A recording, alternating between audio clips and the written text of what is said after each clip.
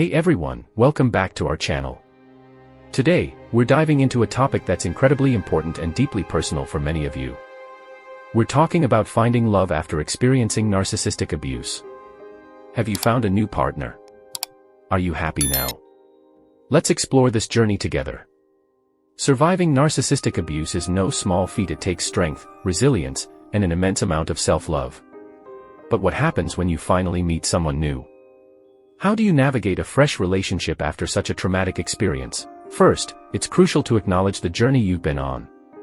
Healing from narcissistic abuse often involves recognizing red flags, setting healthy boundaries, and rebuilding your self-esteem. These steps are essential before entering a new relationship. Many survivors of narcissistic abuse worry about falling into similar patterns with new partners. It's important to take your time, communicate openly, and ensure that your new partner respects your boundaries and understands your past experiences. Exactly. And guess what? There are so many people out there who have successfully found love again. Let's hear some of their stories. Interviewee 1. I was really scared at first, but my new partner was incredibly patient and understanding. It made all the difference. Interviewee 2. Learning to trust again took time, but it was worth it. I'm happier than I ever thought possible. Interviewee 3. The key was focusing on my healing first.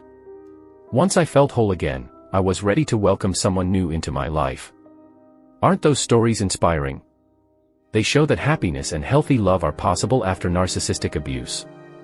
If you're on this journey, remember to be kind to yourself and take things one step at a time. Here are some tips for dating after narcissistic abuse. 1. Take your time to heal.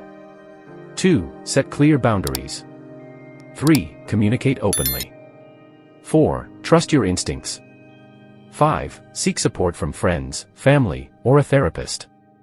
Thank you for joining us today. If you found this video helpful, please give it a thumbs up and subscribe to our channel for more content like this. And if you have your own story to share, leave it in the comments below. We love hearing from you. Until next time, take care and stay strong.